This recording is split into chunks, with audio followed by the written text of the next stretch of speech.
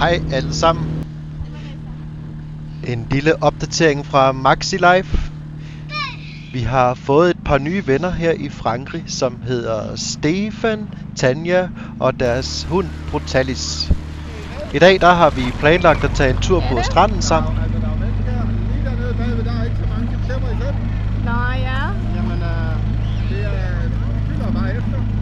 Det er meget spændende at være på stranden her i Frankrig, fordi der er rigtig meget tidevand. Så når man ligger på stranden, så skal man altså lige være opmærksom på, at der ikke går særlig lang tid, før vandet det ryger op til der, hvor man sidder. Så man skal hele tiden sådan rykke sig længere og længere op på stranden, altså når det bliver højvandet.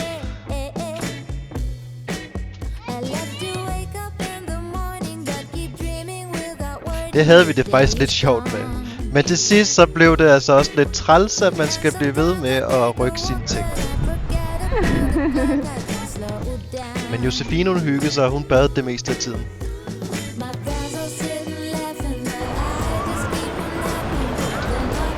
Til sidst så blev vi enige om, at nu sejler vi altså hjem igen. Så hyggede vi os med nogle drinks og nogle øl og snakkede, og til sidst hen ad aftenen, så gav Josefine lige et nummer med noget sang, og jeg spillede lidt på harmonika. Det var super hyggeligt.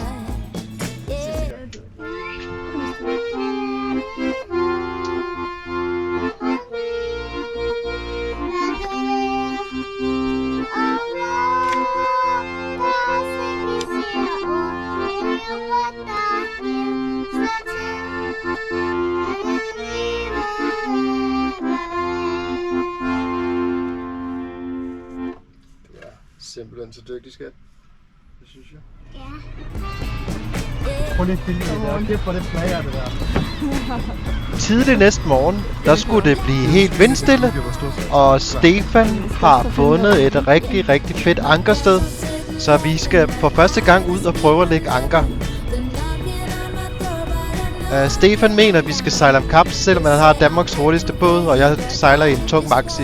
Så jeg har sat lidt motor, og så indhenter jeg ham faktisk, og han kan ikke høre vores motor, så det er lidt sjovt.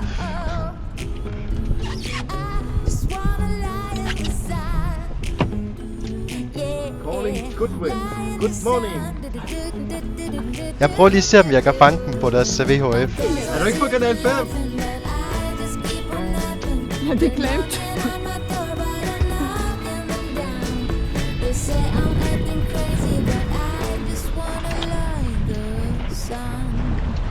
Vi sejler stille og roligt ind mod kysten.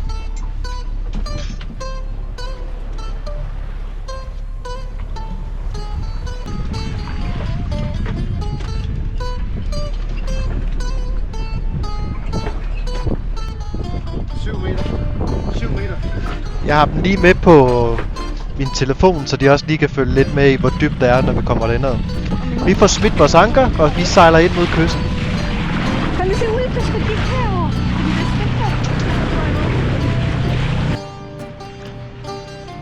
Da vi sejler her, så er der lige nogle hoveder, der stikker op, sådan hist og pist. Der er søløver her. Eller er det sæler? Vi er faktisk lidt i tvivl. Vi kan ikke rigtig helt se, men det er i hvert fald nogle store hoveder, så vi tror, at det er søløver. Hvis man ser godt efter i videoen, så kan man godt se, at der lige stikker nogle sorte hoveder op af og til.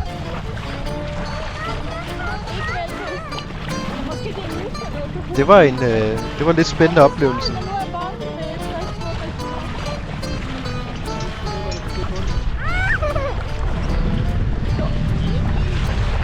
Det vil jeg ikke.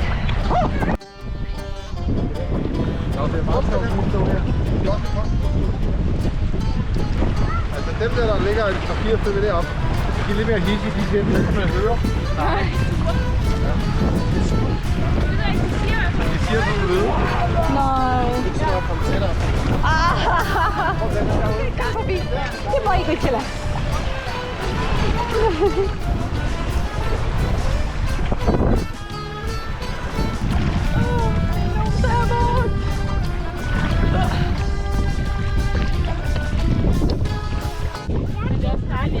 Hele dagen på sejling, at man Nej, det var når at se noget. jeg troede, vi aftalt, at vi skulle sejle med sejl på, jo. Og så snyder han. Ja, det gik bare så langsomt, jo. Stefan han mener, at vi snød. Det gjorde vi måske også. Men sagen var, at Maxi, den stod helt stille, og han sejlede 2 knop, så vi havde jo ingen chance. Jeg har taget ankervagten, så jeg holder lige øje med gummibådene og vores både ude i vandet, mens Tanja, Josefine og Livi, de tager en tur i det store Pariserhjul. Yes, thank you.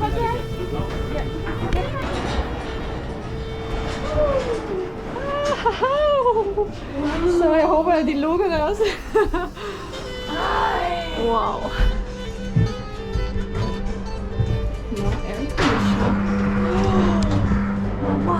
L'ouverture et la fermeture des portes sont de vous mettre.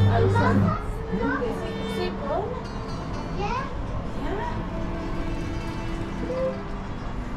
Er det okay? Ja. Okay.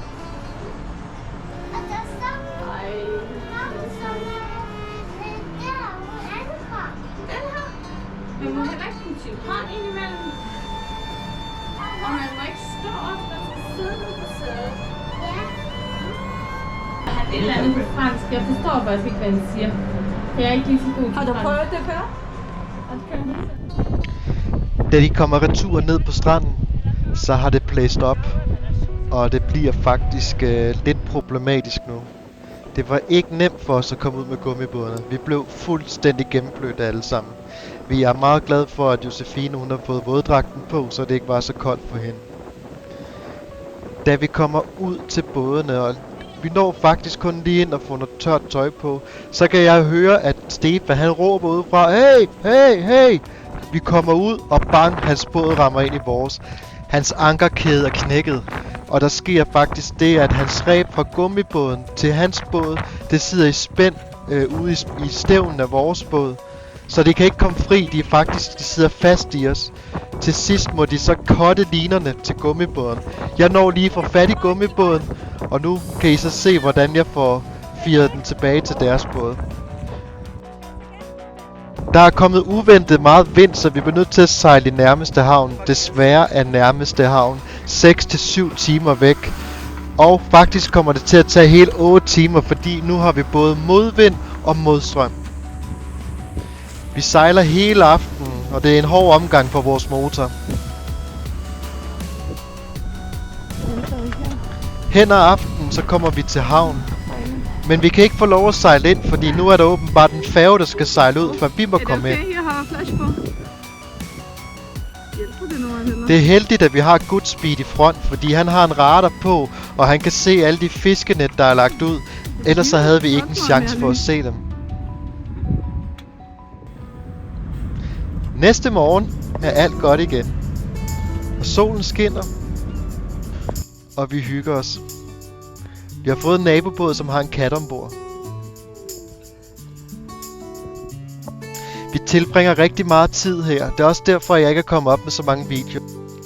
Her er et billede, hvor det er lavvandet. Og her står vi samme sted, der er det bare højvandet. Vi fik en masse gode venner i denne havn. Der kom mange danskere, og vi tilbragte Sankt Hans aften sammen på denne strand. Goodspeed skal videre. De skal rejse verden rundt. Vi ønsker jer rigtig god rejse og held og lykke fremover. Det var hyggeligt at lade jer kende.